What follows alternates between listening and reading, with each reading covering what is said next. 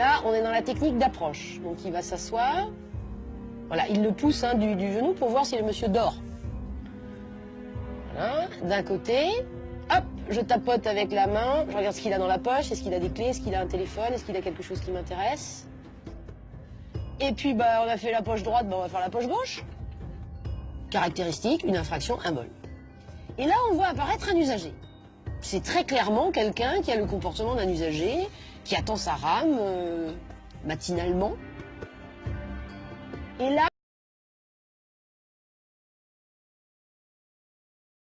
je stoppe vraiment. Il n'a pas l'attitude de quelqu'un qui est... voilà, il n'est pas bien, il est plié en deux. On se demande même s'il ne va pas vomir ou quelque chose comme ça. On se dit, tiens, il est vraiment pas bien, il est malade. Voilà. Et là, l'usager l'a vu. Donc il a vu qu'il s'est levé, et vous allez voir que l'usager va le voir partir en crabe. Donc là, il n'a pas forcément compris que le monsieur était pas bien. Par contre, quand on va le voir partir en crabe, là, il peut pas ne pas comprendre que le type, il est complètement saoul. Et il le voit se rapprocher, regardez, il est à 2 cm, il a les mains dans les poches, il le voit, il n'y a absolument aucun doute là-dessus, il est dans la même attitude. Et il tombe. Voilà, la chute est là, la personne est ici. Regardez l'attitude de l'usager. Demi-tour toute. Et là, je m'en vais, et j'ai toujours les mains dans les poches. Donc, il a vu, il n'a aucun danger pour lui-même, la rame arrive. Or, l'usager qui a fait demi-tour, ça ne l'alerte pas plus. Il sent bien que le danger va... Non seulement le monsieur est peut-être KO, mort ou électrocuté, mais qu'en plus, il y a le risque qu'il soit écrasé par la rame.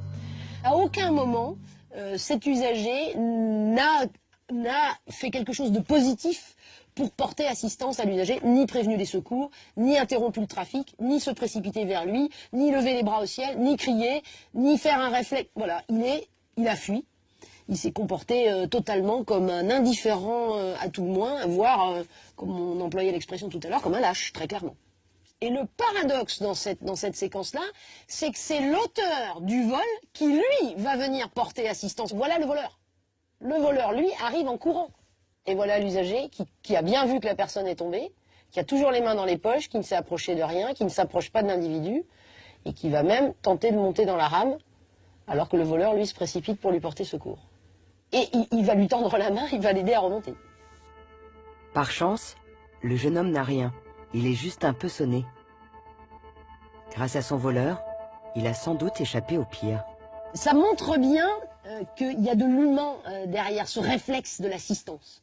Et que le voleur, il a réagi pas en voleur, il a réagi en être humain en se disant « Je suis peut-être un voleur, je suis peut-être un salaud parce que je suis un voleur, mais je suis pas un salaud au point de laisser cette personne s'électrocuter et ne pas spontanément... » Et on le voit courir vers l'individu. Donc on sent que l'humain a pris largement le dessus sur le voleur.